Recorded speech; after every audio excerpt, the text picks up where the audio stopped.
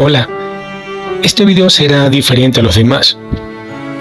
Si eres un seguidor recurrente, habrás visto contenidos sobre temas como ley de atracción o incluso un shorts que hace cuestionamientos sobre creer en Dios. Y creo que no faltó alguno que dijo, este es un hereje, o es un ateo, o no sabe de lo que habla. Mi respuesta es que, en vista a que a algunos les resulta difícil pensar, por eso prefieren juzgar, que siguen el evangelio de alguien más y no el de la verdad. Y yo también viví así por mucho tiempo, lo acepto. Pero lo que he aprendido es que es cierto que Dios no habita en templo hecho por hombre. Y también me he dado cuenta que no existe religión con una verdad absoluta, ni religioso que la practique y la testifique. Y que si existe una verdad absoluta, seguro que a estas alturas o se encuentra bien oculta o bien dispersa entre tanta historia, filosofía e ideología. Por ahí, entre tanta cosa, debe haber algo. Pero completa en cualquiera de estas, creo que imposible. Más bien ahora siento que el llamado despertar según los Nueva Era, o ese nacer de nuevo según el cristianismo, es en realidad el cuestionarlo todo, que ya no es mirar por mirar, sino observar. No es escuchar por escuchar, sino entender. Porque ahora tus sentidos se agudizaron. Y bueno, el tema en cuestión es, ¿por qué no le creo a este cristianismo? Al cristianismo de saco y corbata y familias felices solo los domingos, al cristianismo de los hermanitos de quien tiene el auto más grande, o al cristianismo de los retiros y otros llamados encuentros que solo sirven de momento, y mucho más. Pero ahí te va. Muchas personas dicen, ¿por qué hay tantas iglesias? ¿Por qué en mi iglesia no se hace esto o aquello? Otros dicen, he ido a muchas iglesias, pero no siento nada especial. ¿Por qué? La respuesta es directa, porque no camina por la senda antigua. Reflexionando en la palabra de Dios y leyendo determinadamente la cita bíblica en Jeremías 6:16, paraos en los caminos y mirad y preguntad por las sendas antiguas, cuál sea el buen camino y andad por él, y hallaréis descanso para vuestra alma. Definitivamente necesitamos hacer una profunda campaña de transformación del Evangelio que vivimos para este momento. Me atrevo a decir de que todas las personas que dicen ser cristianas evangélicas, la verdad es un poco porcentaje el que verdaderamente está viviendo el Evangelio de Jesús. El resto habría que preguntarse el Evangelio según quién están viviendo. Muchos creyentes están viviendo en ideologías, filosofías disfrazadas de evangelios de Jesús. Nótese en Colosenses 2:8.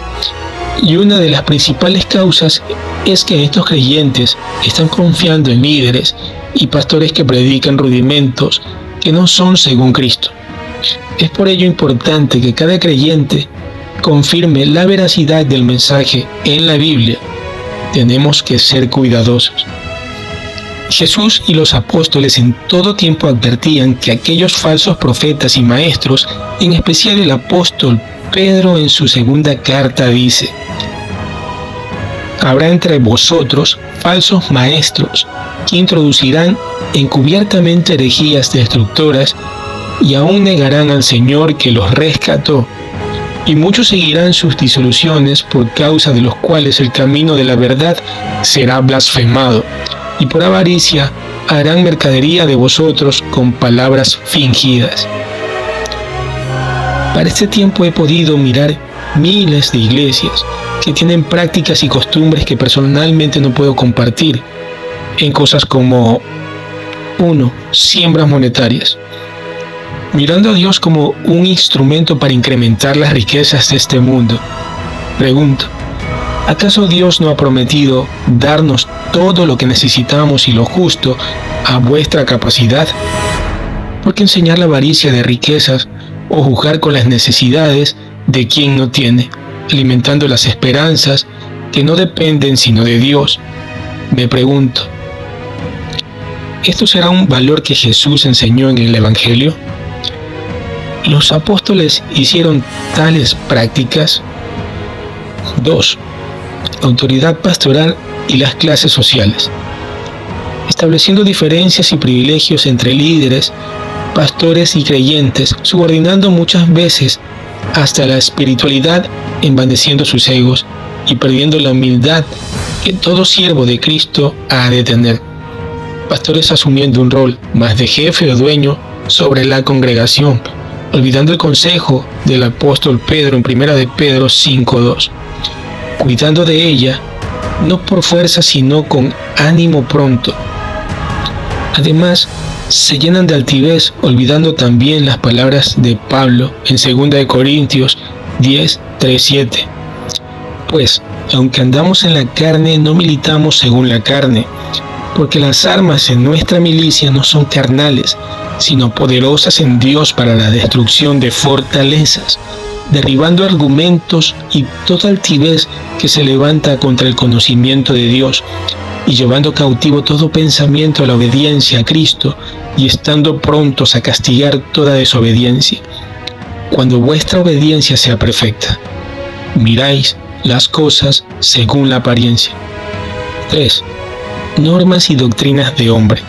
Normas, procedimientos, tradiciones que el mismo hombre ha impuesto en la iglesia, cosas que terminan por alejar a las personas de Dios, convirtiéndose en piedras de tropiezo, eliminando la misericordia y la piedad que Jesús enseñó en el Evangelio, basándose en interpretaciones paganas o de pensamientos errados y no según Cristo, llegan a convertirse en un modelo moderno de aquellos fariseos a los que Jesús llamó hipócritas.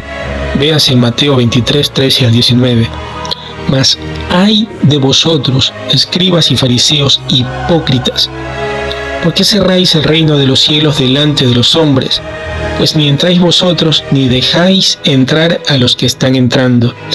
Ay de vosotros, escribas y fariseos hipócritas, porque devoráis las casas de las viudas y como pretexto hacéis largas oraciones. Por esto recibiréis mayor condenación. Ay de vosotros, escribas y fariseos hipócritas. 4. El libertinaje o libertad a pecar.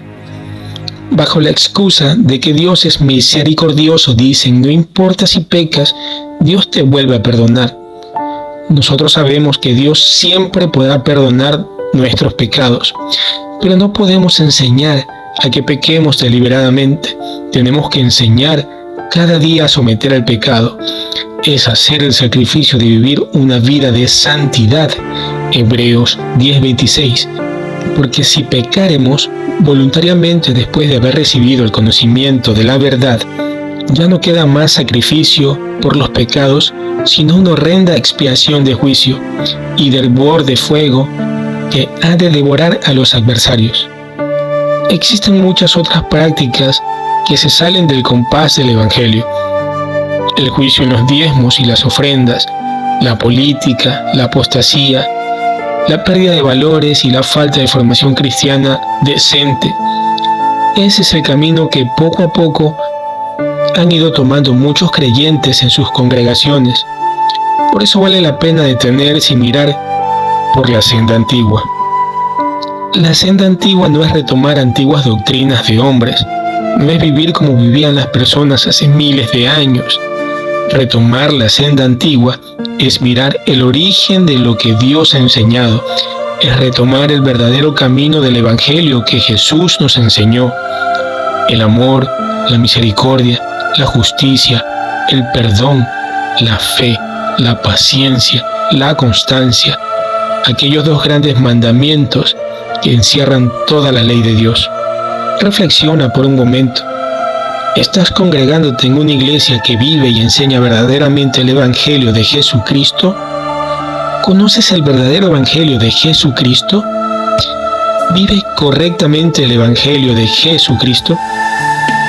Si tienes alguna duda, pregunta por la senda antigua y camina por ella, y hallaréis descanso para tu alma. Sin más por el momento me despido. No olvides suscribirte, dar me gusta y comentar. Hasta la próxima.